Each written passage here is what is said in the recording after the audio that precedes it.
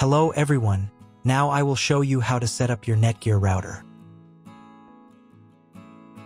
And before I start, I would like to remind you that if my video helps you, please support my work. I send half of all donations to animal shelters. All the details are in the description below. The first step is to turn on the router. Take the power adapter. Plug one end of the power adapter into a wall outlet.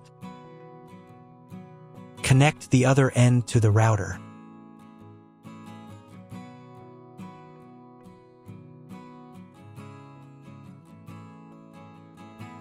When it's powered on, a light will illuminate. It might take a few minutes for the router to fully power up. Next, plug the cable from your broadband provider or modem into the Internet port. This port is often called WAN and is usually a different color. Each cable should be inserted until it clicks. Now you should reset the router to its factory settings. Hold down the reset button on the router for 10 seconds. Wait for the lights on the router to begin flashing.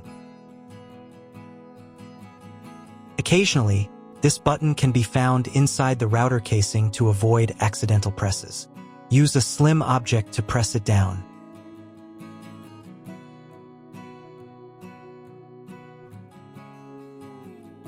The router will reboot, resetting all the settings to their original factory defaults.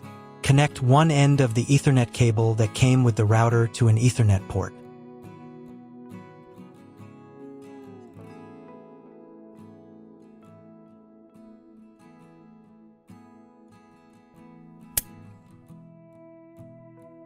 Connect the other end to your computer or laptop's Ethernet port. Please wait a few minutes for connection. Awesome! Your router is now connected to your computer. Now you will need to set it up. Before we get started, I'll show you another way to connect the router in case you don't have an Ethernet cable or your computer doesn't have an Ethernet port. Simply plug in the router to the power adapter and connect the cable from your internet provider. This will turn on the Wi-Fi. If the router is new and hasn't been set up yet, the Wi-Fi network will be named after the router itself. Your router has a unique Wi-Fi network name and password printed on a label. Connect to it. Great job connecting to the router.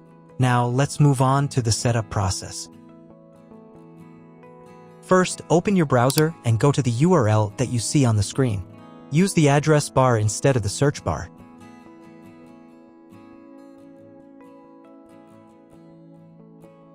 Then click here.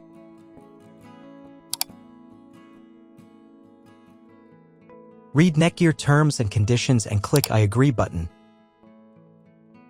And click Next. Click Next again. If your router settings do not look like mine, it means that your router has a different firmware. I made a video for every firmware type. You can find all the links in the description down below. The first thing you need to do is set up a new password. The admin password is used to log in to your router's web interface. Pay attention to the password requirements. Write your new password in the first field and duplicate it in the second field.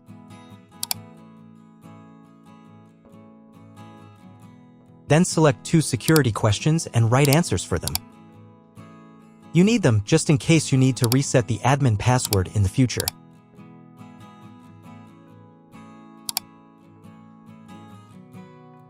On this page, you can customize your network name and password.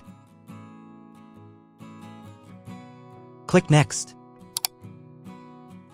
If your browser does not redirect after 2 minutes, reload the page. On the next page, you will find the information you need to connect to a Wi-Fi network. If you were connected using the preset Wi-Fi credentials, it's time to connect using the new Wi-Fi credential. If you want, you can print them out. Click Next. If the router has not been updated for a long time, the next page may automatically start the firmware update process. If the new firmware is not available, click Next. After updating the firmware, you may be redirected to the NETGEAR website where you can register your router. If you want to, you can do it. I'm just going to close this window because I'm not going to do that.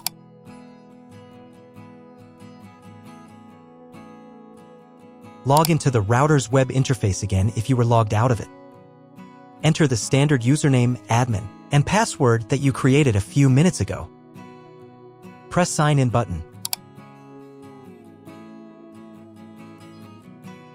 Close this window.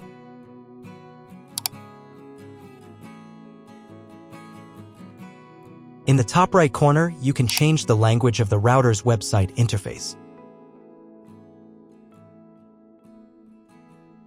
To get the internet, go to Advanced.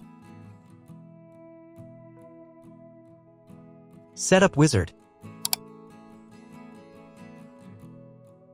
Press No, I want to configure the router myself. Then press Next button. On the following page, select Internet Settings. In most cases, there are two options: connection with and without a login. Almost always, your internet connection will not require a login. You can find all of this information in the contract you have with your internet service provider. If your internet connection does not require you to log in, or if you do not know whether logging in is required or not, select No. Leave account name and domain name unchanged. Then in Internet IP address section, choose Get Dynamically from ISP.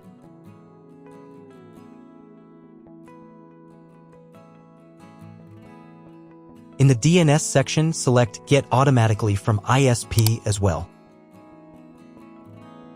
You will need to clone the MAC address of the primary computer if your ISP only allows internet access to a specific MAC address.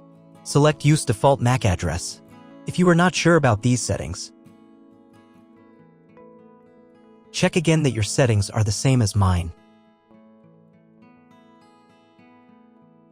And click Apply.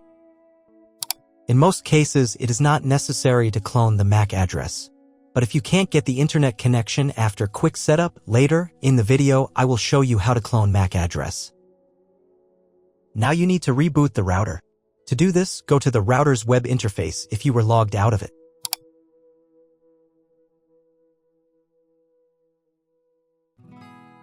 Go to Advanced.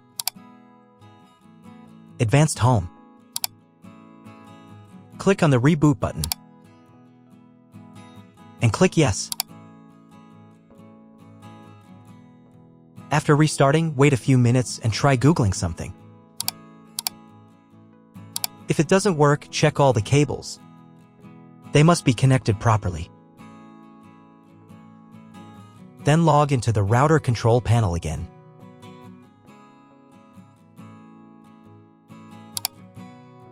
Go to Basic.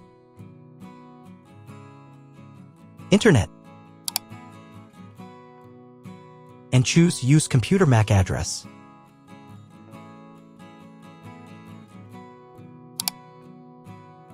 Click Apply button.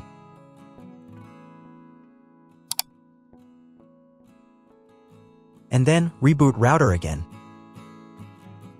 Go to Advanced. Advanced Home. Click on the Reboot button and click Yes. After the reboot, wait a couple of minutes and try to Google something again. That's all. If you found my video helpful, please support my work. Half of all donations I send to animal shelters. All details are in the description down below.